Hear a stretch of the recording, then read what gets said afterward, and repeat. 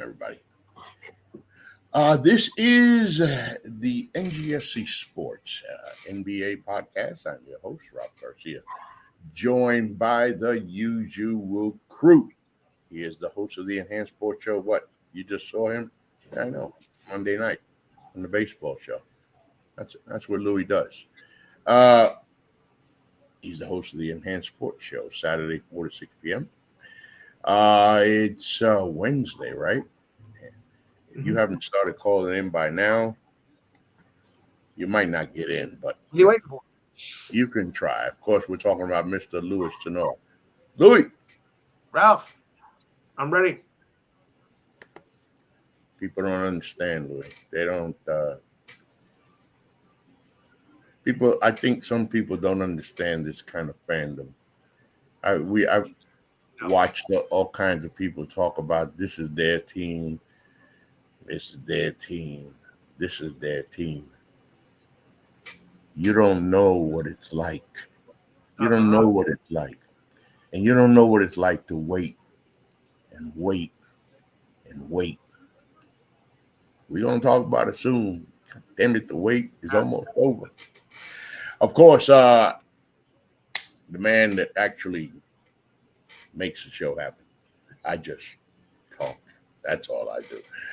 Co-host of NBA podcast, Mr. Jordan Rhea. What up, Jay? Hey, happy conference finals, everybody. Yeah. And always on a serious note and a joking note. Love it when you got family in the house, right? Ain't nothing like family in the house. Right. Who am I talking about? The only person I ain't talking about yet. My damn cousin. What you think? Damn it. Braden Hudson. What up, cuz? How's it going? I honestly,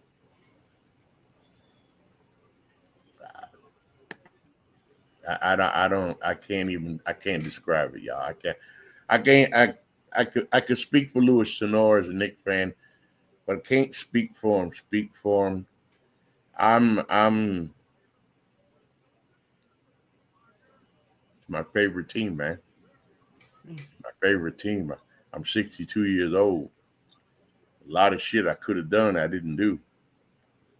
That's sure one thing I hope for, and well, it starts in about an hour. So, anyway. Yeah, 5 minutes. Remember the website. It is ngscsports.com where you catch all of your current content. Log on to the website. Hey, we got some new writers aboard.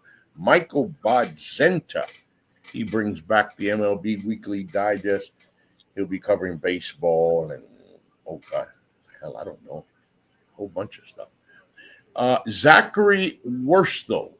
Welcome, Zach. Welcome to NGSC Sports. Zach, that gives us Maple Leafs suffer another playoff elimination. What's next? Louis, Toronto gets eliminated so often that I guess it's a best bet that if you bet on the Maple Leafs in the preseason, A, you bet on them to make the playoffs. B, you bet on them to get eliminated. Yes. Seems to be a constant with these guys. Pretty sad, too. I know, right? Matthew Wilder, not Bradley Walker, who actually is our Tampa Bay Rays writer. I didn't know, but I'm not going to argue. Matthew Wilder gives us MLB. Tampa Bay Rays likely staying in Florida. They're trying to work things out. It's again, you can't help what a hurricane does. And of course, the man on the screen, our NBA guy, Mr. Jordan Rhea. I pitched an idea to him, and so he wrote it up. NBA swing this week gives you end of an era. LeBron James, Steph Curry, Kevin Durant. Probably should add that. Yeah, we'll talk about that eventually. Yeah. But anyway, check that out because as always, Jay puts it together better than I can. I know that. All that and more on NGSCsports.com, where we never stop. Before we go, and welcome to the NBA Eastern, or I should say the Western, since they started first, Western and Eastern Conference Finals. Before we get to that, of course, the season is over. It's crazy, right? Yeah. Because Jay, we've been doing the show the whole year, right? Like, hell, we previewed the season. We went through the preseason, all this. And remember how we talked, like, damn, what's up with these Cleveland Cavaliers, dude? Like, what? And I said it. I was like, nah, don't worry, dude. They gonna fall back to the pack. They never fell back. Boston Celtics did basically what basketball fans, basketball aficionados expected them to do. Kind of cruise their way into the postseason. And we all knew it. Eastern Conference Finals, the Boston Celtics against the Cleveland Cavaliers. And in the West, the OKC has held ground. And now we got a Western Conference Finals. We'll see what happens.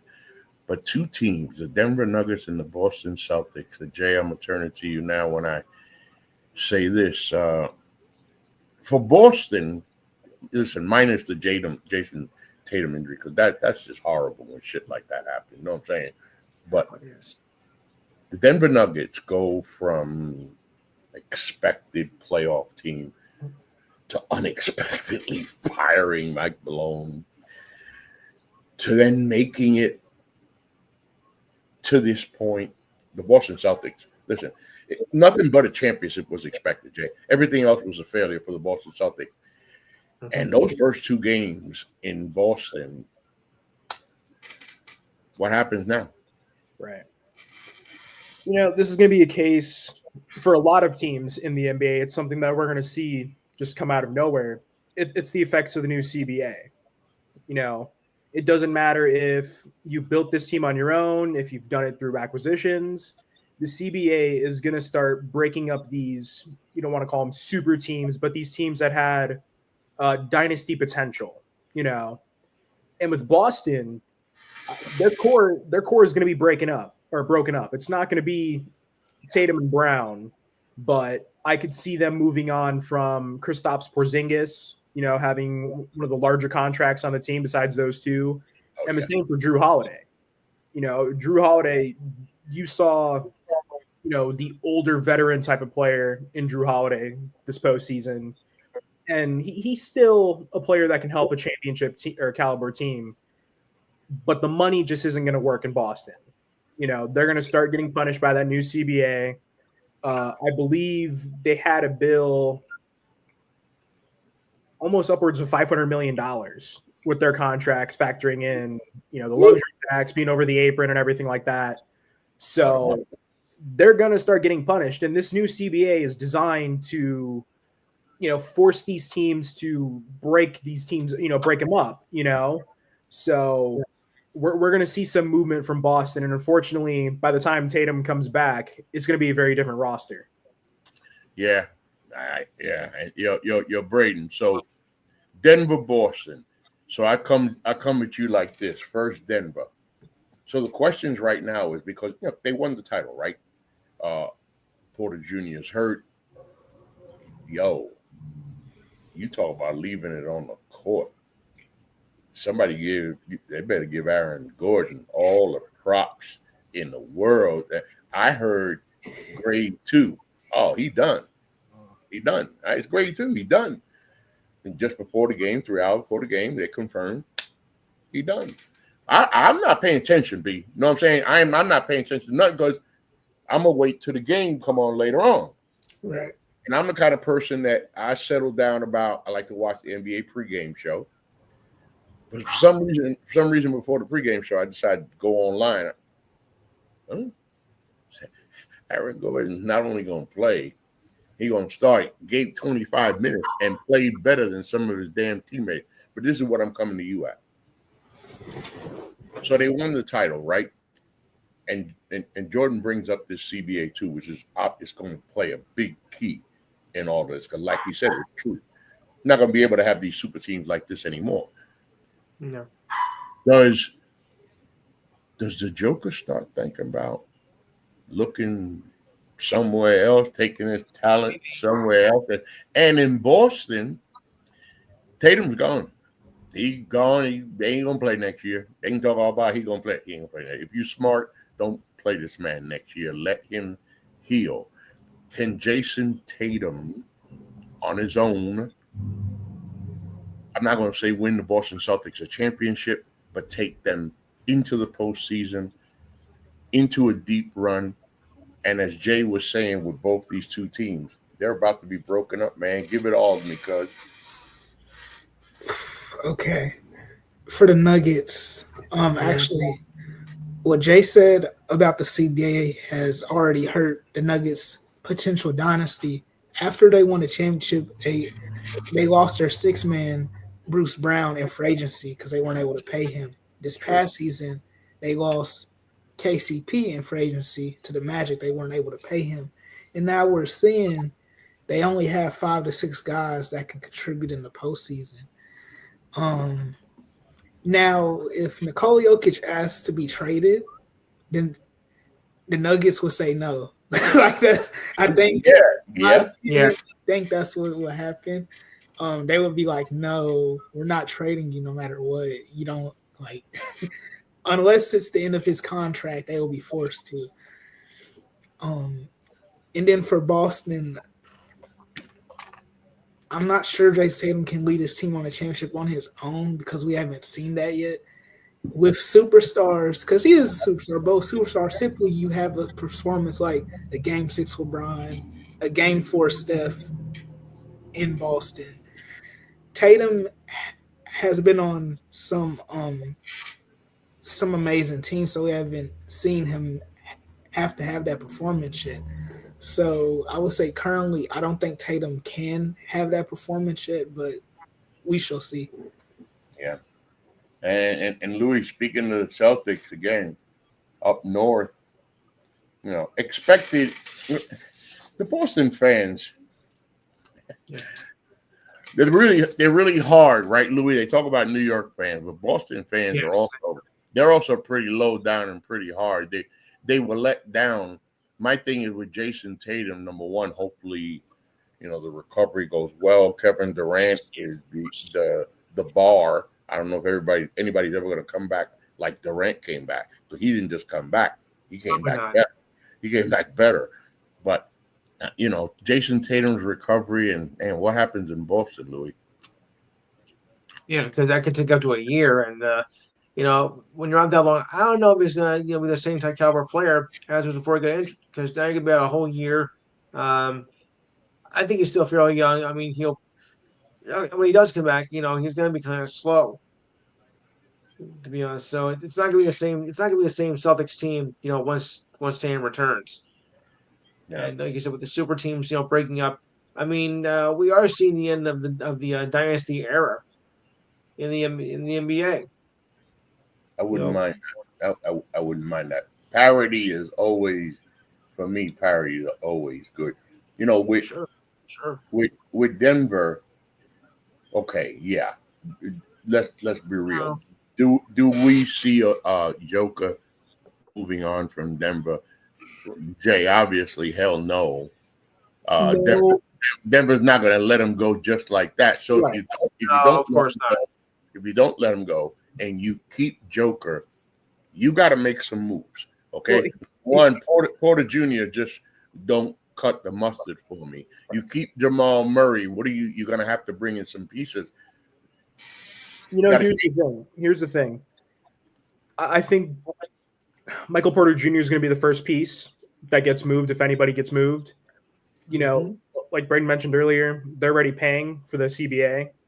And that contract is basically what's keeping Joker in a chokehold, essentially. You can't win with a player who's getting paid, max player money, but can't play like a max player. He's putting up single-digit performances, even with the shoulder injury, which I understand. But Porter will be the first player to go. And honestly, if he goes, I think they may consider dangling Jamal Murray as well, just to see what's out there. If you got players like Kevin Durant, Giannis Antetokounmpo that are in possible trade talks, why would you not try to trade Jamal Murray and pair somebody with Nikola Jokic? But I think that's going to be the main things. And then I'm also interested in seeing who's going to be the head coach next season. If they're going to keep David Adelman and promote him to head coach, or if they're going to look for somebody new. Braden, I saw you nodding your head. What up, guys? Yeah, so with DeMarc Porter Jr., I do believe that he will get traded this off season. I know he had a shoulder injury, but even before that, in this CBA, you can't pay a shooter 40 to 50 million just because he can shoot. He can defend, basically all he does is shoot. So I would see them trading him to like the Heat for Andrew Wiggins, someone who can be a point of attack defender and give you some scoring as well. And I think they may save off of trading Jamal Murray one more season, but if he has another poor playoff run, he most likely will get moved. First thing first, raise your hand if you think Michael Porter earned any of that contract. Thank you very much. No. I'm talking about, hey, look, I know it's a business and they get paid a lot of money. But you just run into them guys that you ask, what the hell, what convinced you to give Michael Porter Jr. that? I mean, Jay, look, I don't know, maybe you know better than me. Why would you give Michael Porter Jr. that? What did he do to earn it in the first place? I'm not trying to say you suck, Mike. I'm just saying, though. It's a simple case of the right player performing at the right time. We've seen it with plenty of other players, and that's exactly what it was for MPJ. Simple case of mistaken identity. It's trying to get money to the wrong guy. And I'll say, before the new CBA, teams would hand out $40, $50 million contracts like it was nothing. Right. So now it's like, hey, we're not going to pay a one-way player like a huge pay sum. I should have took my boy up on the dribbling classes and the what you call it, the program to help you jump higher for your vertical leap, man.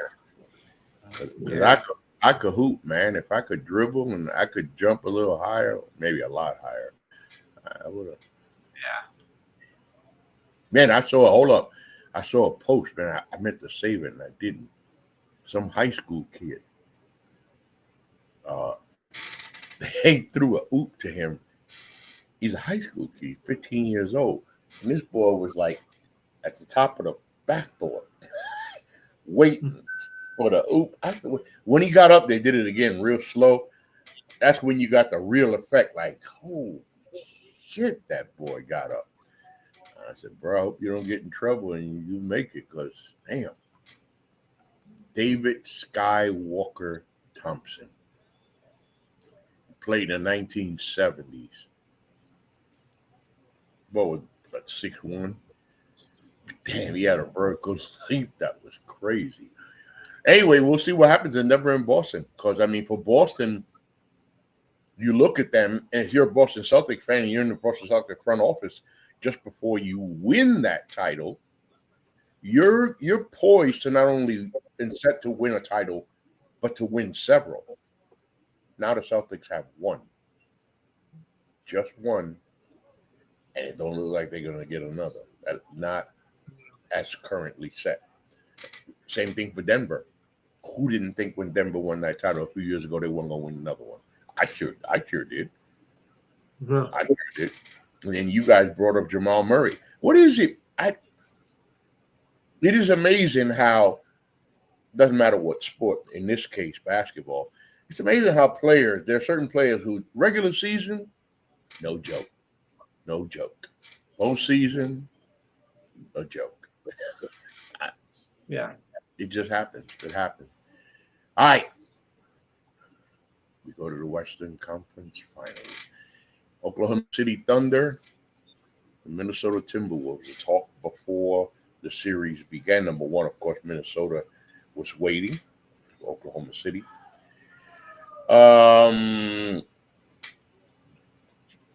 Speaking of Denver, damn. So they were up 10, something like that. So I went to the kitchen. I swear. My kitchen. 10, not even 10 minutes. 7 minutes. I got back, OKC was up 12. I was like, damn, what happened? It was up 18.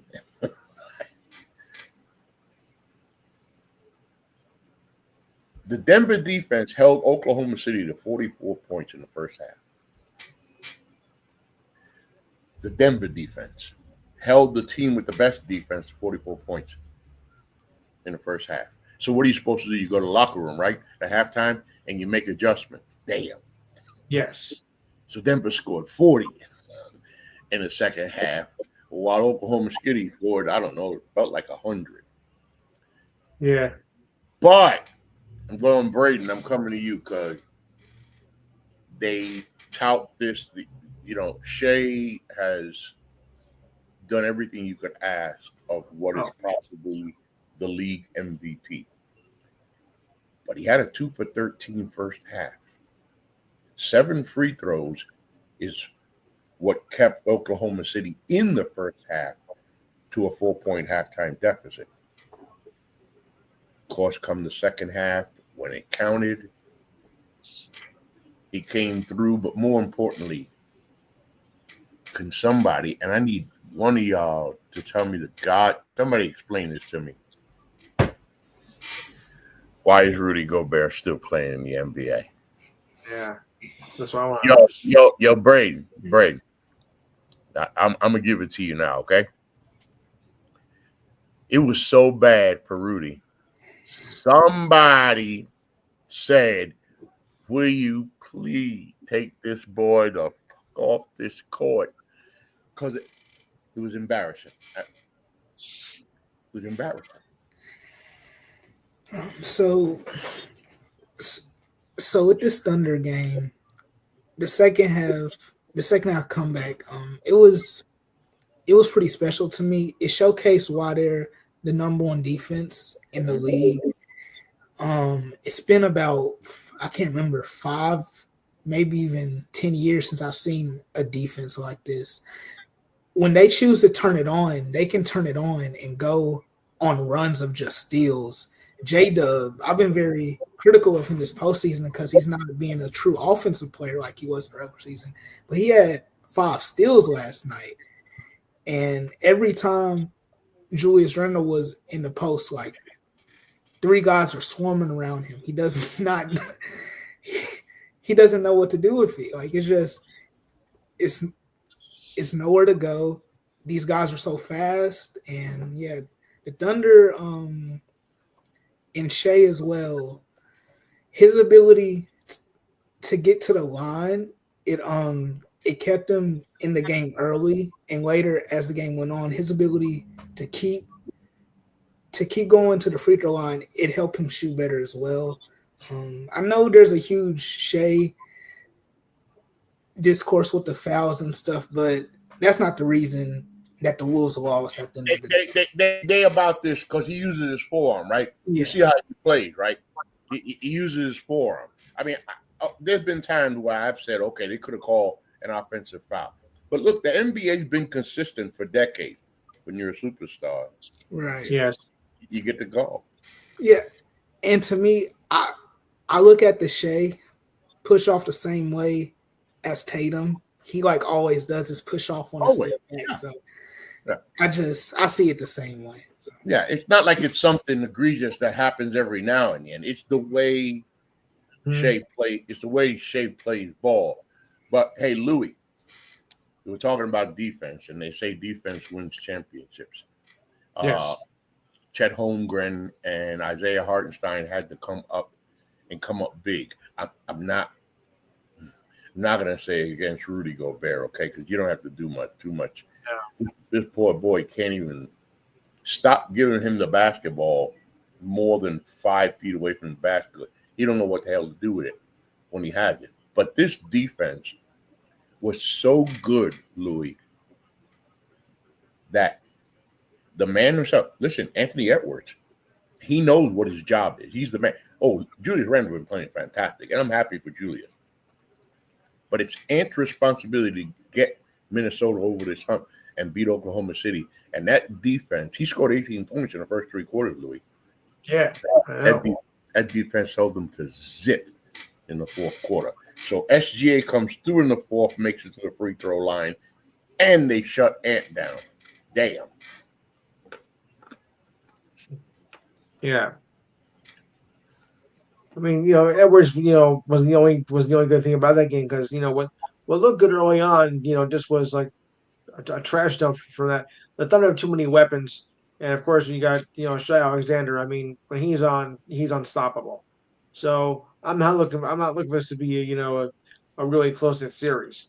Even even with Anthony Edwards, the Thunder have been too strong all year, and they're not letting up right now. I kind of find it strange though that he's a play against his own cousin though. Oh boy. Hey, listen, if Oklahoma City takes game 2, I don't know, Jay. It's going to be something. Now, a couple of things, Jay. Number one, the bench. Minnesota's bench was 7 of 36. They cannot shoot 7 of 36 and have any chance. I mentioned that Ant had no points in the fourth quarter. I didn't know this stat was real. Minnesota had no fast break points. No fast break points. They were outscored in the paint. They were like 60-something to 20. You have to turn this around. And guys like DiVincenzo, Reed, I don't want to talk about Gobert, but I had to have no choice. Rudy, Rudy, if all you're going to do is play defense, you're going to need a whole lot more defense. But, Jay, all these factors put together, what Oklahoma City showed all of us, what they've been showing all year, thoroughbreds running up and down the court, and this might be the best defense we've seen in the NBA in I don't know how long. No, you're absolutely right. The Oklahoma City Thunder are truly a complete team. You get the best on both ends of the floor, and I mean, you pretty much get everything from everybody. You mentioned the bench for Minnesota. I mean, look at the bench for the Thunder. You got Alex Caruso, all defensive guard shooting 3 for 3, from the 3-point line. Isaiah Joe, 7 points, 8 rebounds. Who? I had to look it up. I thought it was a 2K guy for a minute, But yeah, no, with the Thunder, it's so much more than just the star players, And I mean, like Braden had mentioned, J-Dub earlier, a solid 19 points, 8 rebounds, having a little bit of a bounce back on the offensive end. Chet Holmgren, 15 points, 7 rebounds. And Hartenstein, helped as well, on the offensive end, putting up, solid 12 points. But, like you had mentioned, for the Wolves, it starts with Ant. Ant can't have another poor performance like that, even though he scored 18 points. You can't go with 0 points in the fourth quarter. You cannot be the thoroughbred, the horse. Like you mentioned, Rudy Gobert. Just don't even want to talk about it. But, if I'm Minnesota, I'm making some key adjustments heading into game 2. I might move Mike Conley to the bench just to see if we can, get some other help in there right away. Maybe move in Dante DiVincenzo or, maybe even Nickeil Alexander-Walker. But they just had a poor performance. I thought about that like you, about DiVincenzo in place of Conley, because, listen, Conley earned his stripes in the NBA. But you're talking about an Oklahoma City team. I mean, seriously, y'all. It's just a bunch of fucking thoroughbreds, man. These boys are young. These boys are fast. They're athletic. They can jump. They can shoot. They can defend it. You got to get it. You got to try to match as many of your thoroughbreds as you can. I'd rather have a DiVincenzo running up and down the court with these boys and Mike Conley right now and get quality minutes from Conley off the bench as a veteran. You know what, Rudy Gobert, you want to start him? Here. Start Rudy Gobert with the tip. And first whistle, sit his ass down, and let Nas Reed play, because the one thing that Reed has that Gobert will never have, that Minnesota needs, Braden, is offense. They got to be able to score points. And this is an Oklahoma City team, a defense that, well, they suffocate you. They don't let you score. Yeah, with the lineup change. Yeah. I was thinking once I saw Conley, he kept for some reason shooting a lot of threes last night. And I'm like, look, you're 37. Your job is to be the playmaker of this team. And if you're just going to chuck up threes, then why are you on the court? The only people on that team who should chuck up threes is Anthony Edwards. It's Anthony Edwards, no one else. So I would put Nickeil Alexander-Walker in over Conley just for some extra defense. Yeah, and I would start Rudy Gobert for like 2 to 3 minutes, and then I would sub in Nas Reed and basically have him as your fifth starter.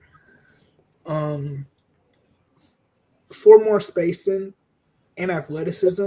It sucks for the Wolves that Rudy Gobert is such an important part to their team, but I struggle to see how you can play him more than like 20 minutes a night if the Thunder can just camp in the paint because he can't shoot the ball offensively. And his hands are terrible in the paint. I saw him get a few easy buckets, but he just fumbling the ball. He just looks uncoordinated. Unless you throwing him an oop, he ain't worth a damn. Yeah, that's sad to say. Or unless he's playing against a team that doesn't have a center, like the Lakers. Now, one thing is for certain during this series. Look, game one, first of all, you would have thought it before the series. Game one now shows this for sure. Not only Ant can't repeat game one, Ant's going to have to give a couple of 30, 40, maybe even a 50-point game. Because after Julius Randle, there's no one else that Minnesota can rely on. And if you can't generate offense, I mean, just plain and simple against this Oklahoma City team, if you can't generate offense, man, you ass out. You shit out of luck. Jay, you're not going to beat them. I mean, you're just not going to beat them. And Louis, yeah, it might not. Louis said it might not even be competitive, man. No, it might not at all. You know, real quick though, I think Ant is going to have a bounce back game, and I'll tell you why. I do too. Just here in the last 15, 20 minutes, SGA was announced as the 2024-2025 MVP. So not a shock there. I don't think the votes are out yet, but I mean, first of all, totally expected. Best team in the league, best record, you know, all that, best player on the best team narrative. But like I mentioned last week, Anthony Edwards is that guy with the killer mentality. You know, he's going to take that as an insult, you know, even though he wasn't, you know, a finalist. But he's going to say, why do I not get that recognition that SGA got? I'm better than him, and I'm going to show why. So I expect him to have a serious bounce-back game in Game 2. And it's going to be really, really key. I mean, in a series, you know, you say, all right, hold home court. If you go down 2-0, you still got 2 games at home. But in a series like this, Minnesota got to take Game 2. They got to take Game 2. They don't take Game 2. Forget it. Series is over. Screw it. Series is over. Hey, yo, one thing is for sure, man. Yo, this OKC team, man, and they are good. They are good. You know, real quick, I will say, if there's any team that can get, you know, away with their current build, it's the Thunder. Because both Chet and J-Dub are on rookie contracts still, and SGA is the only one getting the max deal. So they may have a chance to win. If they don't win this year, or they do, they may have a chance to win next year, a legitimate chance to repeat as champions if they win.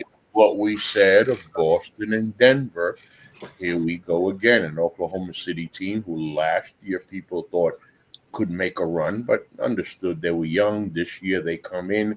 We're going to show you that we're ready. They show it during the regular season. And this is a team, as Jay just said, they're constructed right now where, yeah, it's conceivable if they get their shit together and figure it out, win this title and get even better, they can win a couple more. Or maybe they won't. I didn't realize they hadn't been a repeat champion in the NBA for quarter century. I mean, damn, I didn't realize that. There's Well, the headline, guys.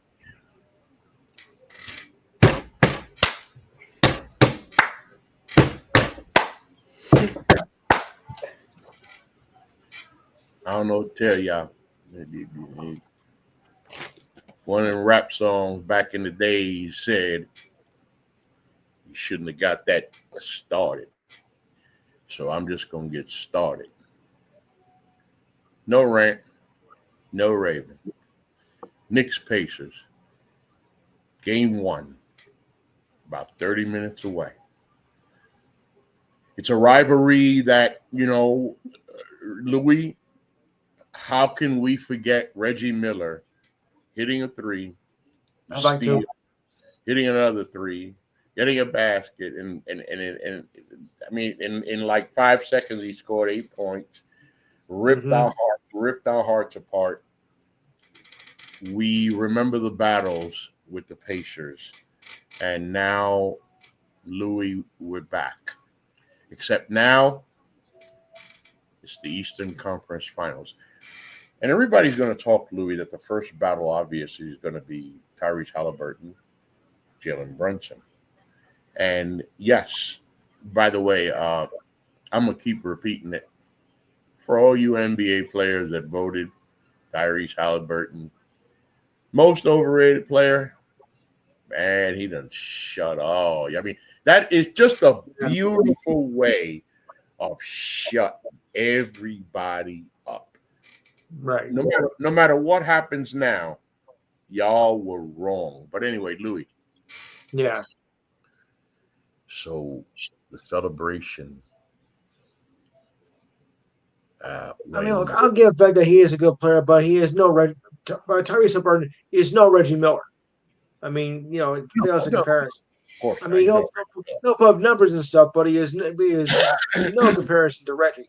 It's a completely different ballgame now. Louis, how do you like our chances here in the series? I like our chances in the series, but I think it's going to be a tough series. I think it's going to have to go the distance, for the Knicks to win. Wow. It's that kind of a series. It's got written all over it, just like it was in 1994. So I got some stats, Jay. So the Knicks and the Pacers are basically in the same place in their stats and their efficiency. They both limit opponents to 113.3 points per 100 possessions, and was separated by only 1.9 points per 100 on the offensive end. Two teams basically pretty much the same.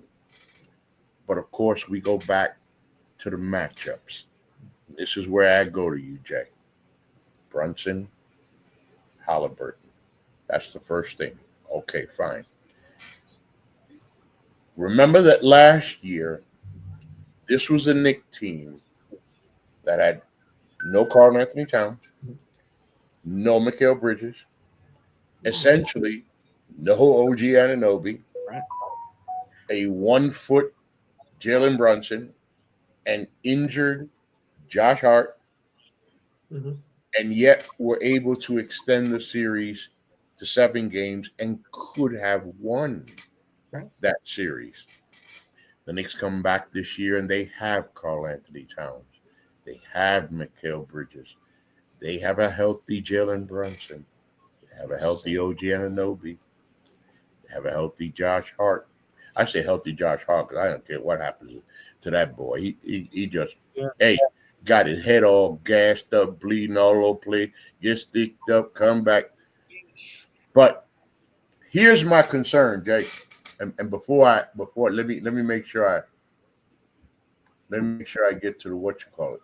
Hold on. Give me a second. Teams, Pacers. Here's where I'm gonna get you, Jay. I should have been more prepared, but bear with me. Bear with me. Come on now. Don't play with me. Come on. Here we go. All right. So when you look at the Knicks, you talk about all the offseason acquisitions, the big trade for Mikal Bridges, all the draft picks they gave up, and this unbelievable run that they've made so far. But here's where I'm coming at you.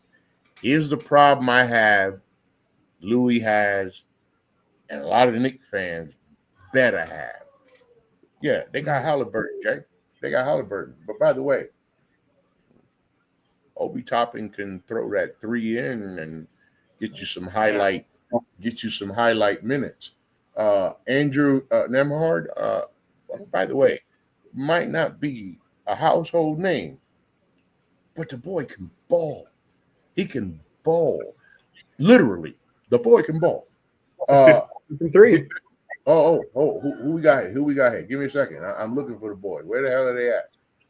Aaron Neesmith. Yeah. Another weapon in Indiana. All right. I know I'm going to miss him. Miles Turner. Okay. Well, Miles Turner's not an all-star, but Miles Turner can hoop, okay? And Miles Turner get hot. Oh, damn it. And this is a Miles Turner who can also kill you from 3. And as much as you want to talk about Tyrese Halliburton, the number one option, in my opinion, in Indiana is Pascal Siakam. This is a guy who can give you 30 a night if he gets hot in the playoffs. This Pacers team goes so deep. Mm-hmm. How, Jay? Help me, Jay. How does my team get over this? You know what? They're really gonna have to. It's gonna have to be Halliburton, but they're gonna have to limit. It's pretty much gonna have to be. We have to stop Halliburton and let everybody else score. You know, I know you mentioned Siakam as, you know, I believe he's the leading scorer for the Pacers right now. Mm-hmm. But Halliburton is just different in the playoffs right now. Yeah. You know, he has that killer mentality like Anthony Edwards. And you got to compare him to a player like Trae Young against New York, okay? It's almost like a blood feud at this point between these two teams. Yeah. And you think about it, you're going to have Reggie Miller on the call tonight as well.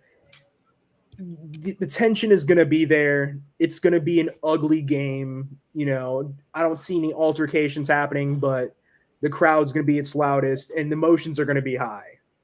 So I think, like I said, for New York, it really has to be stopping Halliburton first and foremost. Just let everybody else get what they want, but Halliburton has to be stopped. Because he knows how to come up big in big games. And Braden, the other thing that concerns me with the Indiana Pacers, here's a team who can play half-court ball or can run. They can play defense and then hit transition. And that's the thing about NBA teams. When you're a transition team, that's great that you're a transition team. But you got to have the ability to jump back on defense because you can go in transition and have some really fancy shots. Oh, what a shot. And right away, the team takes it out, boom, gets it. You got to have. So I get concerned as to how the Knicks handle that.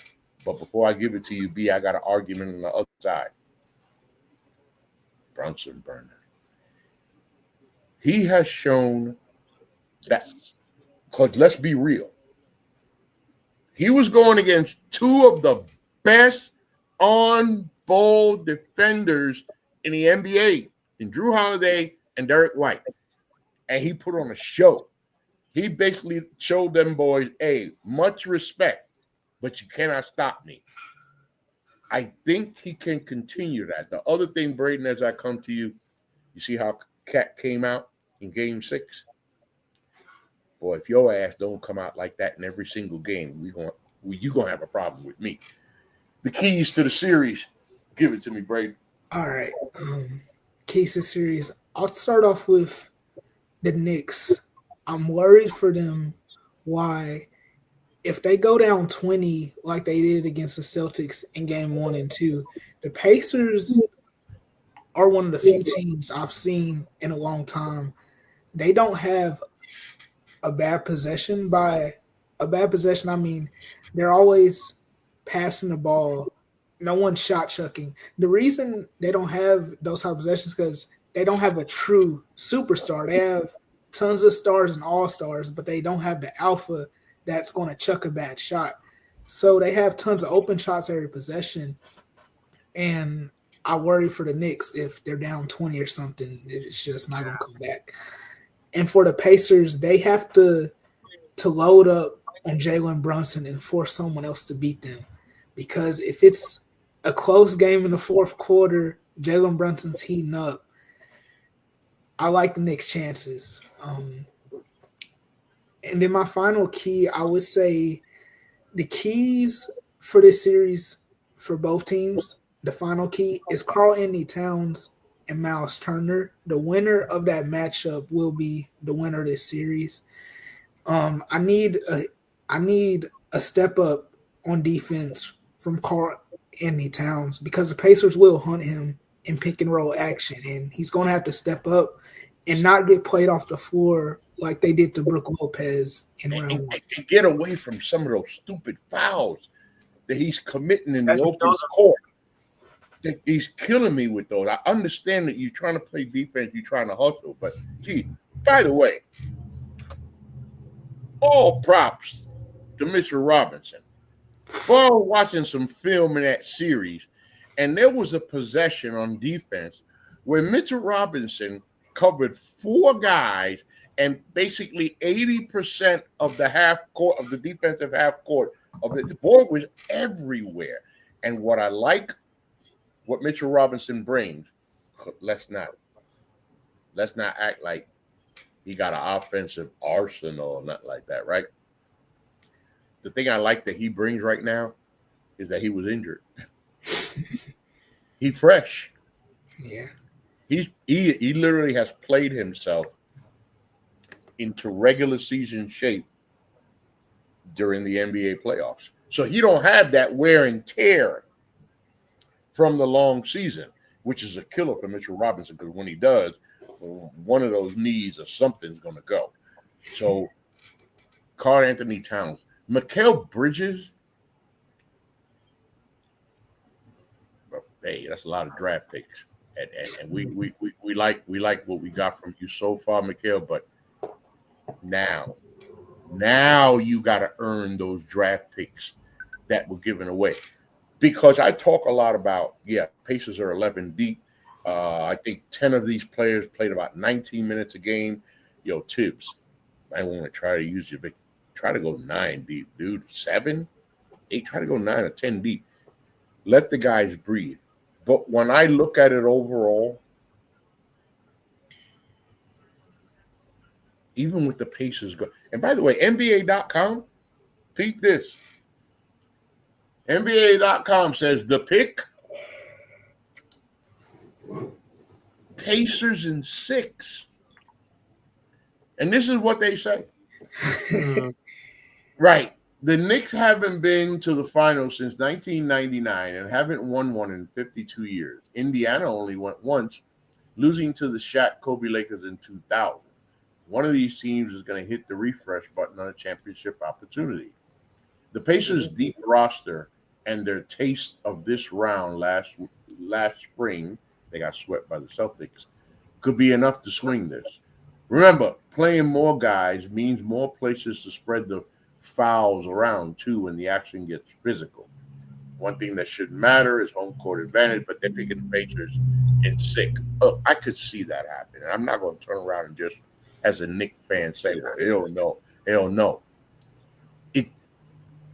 It's just basically the same Pacer team, right, as last year, basically.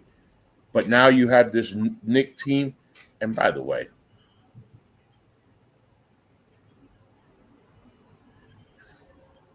Jalen Brunson is the real thing.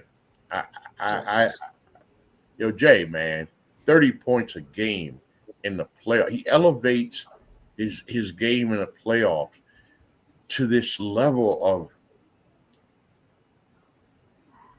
man. I mean, wait. The Pope went to Villanova. I don't know what that means, but the Pope went to Villanova. Yeah, for years we've had our playoff Jimmy Butler, but now we have playoff Jalen Brunson.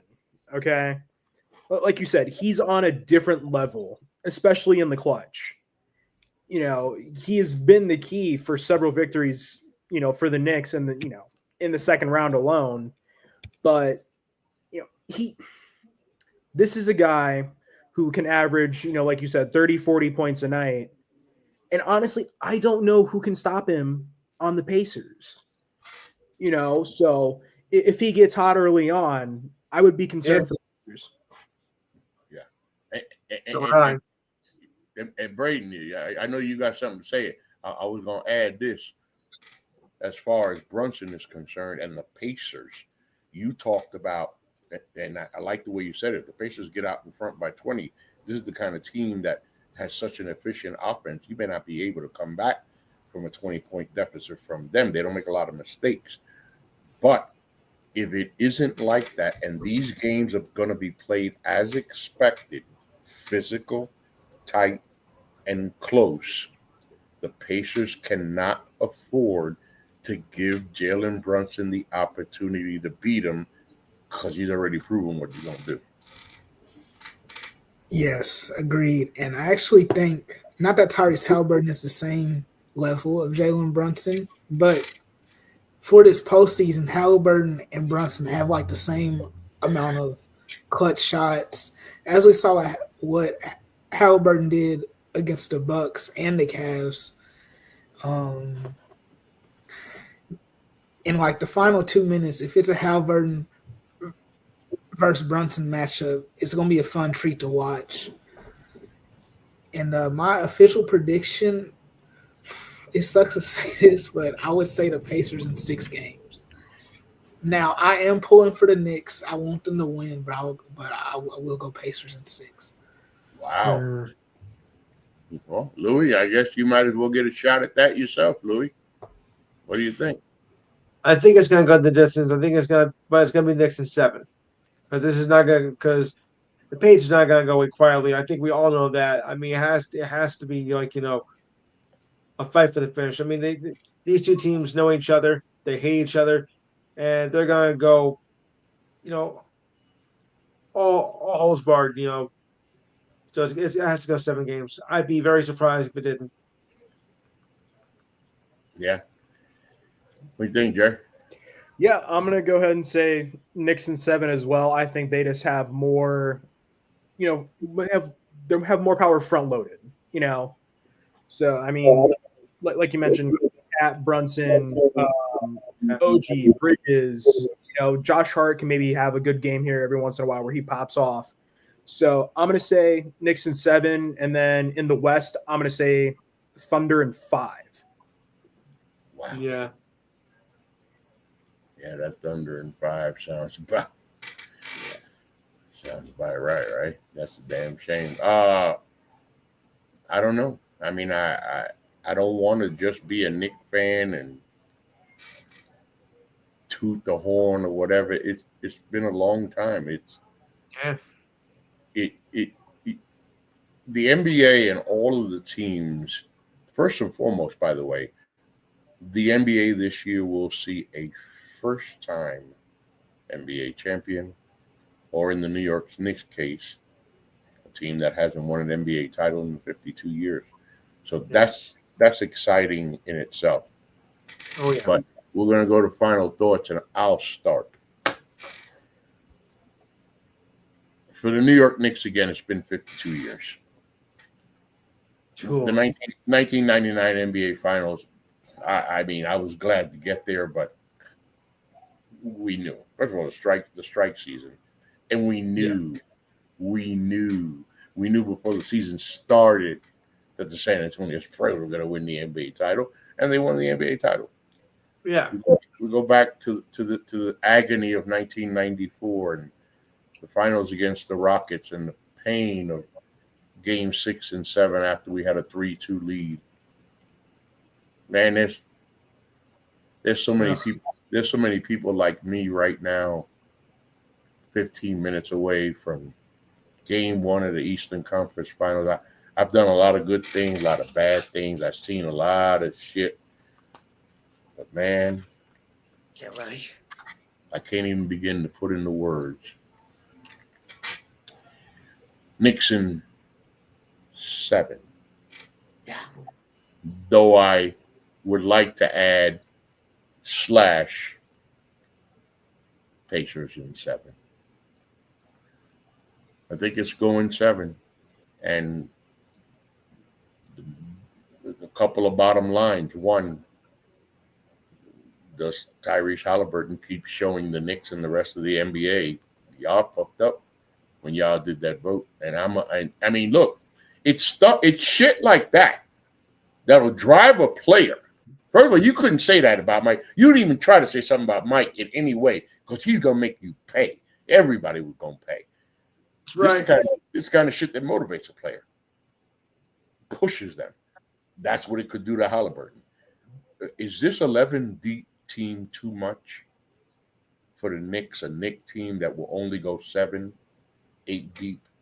How much will how much will the abuse of playing time by Tibbs affect the Knicks? Bottom line is this. If my New York Knicks, if mine and Louis' New York Knicks continue to play in the postseason as they have, they've already slayed Goliath, y'all. They already slayed Goliath. Slay Goliath. House money now. You take out the Pacers. They done beat you the last, 3 times in the playoffs? Eliminated you? Like, what kind of motivation do you need? And Jay Wright said it very good, the former coach of Villanova. He saw something in Jalen Brunson. He said Jalen Brunson was built to win. Brunson Burner, big dog. If that's the case, bring it home. Bring it home. Bring it home. Because I tell you what, if the Knicks win an NBA championship this year, I'm cool. You ain't got to ask me what the hell else I want for the rest of my life. I don't need I don't need a Mercedes. I don't need a BMW. I don't need a big house. Well, I got a big house. I don't need a bigger house. I don't need all the monies, although I wouldn't mind. I really wouldn't care about anything. I'd be able to just tell everybody, you know what? Fuck y'all. I really don't care. Knicks won an NBA title. I'm just waiting for God to call me. I'm just waiting for God to call me home now. That's it. Louis, final thoughts. Yeah, I've been waiting for this my whole life too. I mean, we had our chances, but I think we can beat the Pacers. I think we got this. It's been a long time waiting, and we are ready. We are hungry. We are ready. So ready.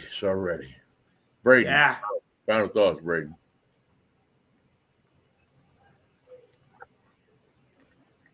All right, here we go. My final thoughts on the Knicks. If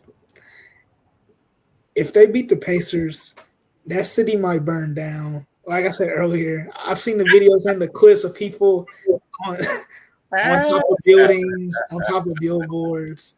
If they win, don't let them win the finals. You might have to call the Army, the Navy. Do not let New York win the finals, or the city will be burned down.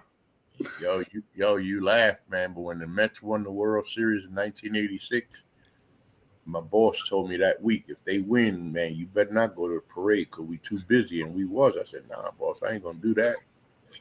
Shit. The morning of the parade, I told everybody, I'm buying coffee today for everybody. Huh? My Mets are world champions. I'm buying for everybody. That was just my excuse to get out the building. And I went that. I don't know how many million people were there. Damn, it was crazy. That was for the Mets. I promise you, if the Knicks win the NBA title, they're going to lose their minds. I know. Jerry, final thoughts. Kind of what you had mentioned at the beginning of the show with my article, the end of an era. We're definitely in a new era of the league. Guys like LeBron, Steph, KD, they're stepping aside for, Halliburton, Brunson, SGA, Anthony Edwards. We're seeing this new group of stars get to that, almost becoming the new faces of the league. We don't have a definite one yet, but like these 4 players, for example, they're fighting for that face recognition.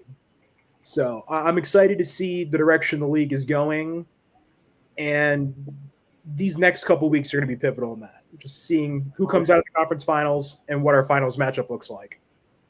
I ain't gonna lie to y'all. Back when I saw the picture of LeBron James on Sports Illustrated, I think he was 14. Like the next thing. So I kind of calculated and said, not 14 now. This is years before he got in the NBA, right? Several years before he got in the NBA. And I was like, if LeBron played 20 years, he gonna finish his career somewhere in early 2020s. If you go a little long, mid 2020s. But I was like, shit, that's so far away. They don't even need to think about it. LeBron James is on the cusp of retiring. Kevin Durant is on the cusp of retiring. Steph Curry is on the cusp of retiring. That means you young boys are getting old. Hey, you got to see these boys. Louis, you and I have been old. Bravo to the new stars of the league, man. Bravo to them.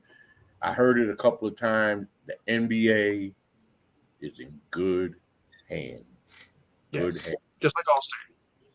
Thank you for joining us this evening. This is the NGSC Sport NBA podcast. We're going to sign off in a minute. And I told my wife and daughter, when I sign off, all hell finna break loose. Damn, I'm about to get loud and all that shit up in here. Cause it's game time! Game 1! Eastern Conference Finals! Let's go Knicks! Let's go Knicks! No more time for this! It's time! Damn, I'm ready! I know I am. I think I'll see y'all tomorrow to talk politics. But right now, game 1, baby. Play ball! Yes.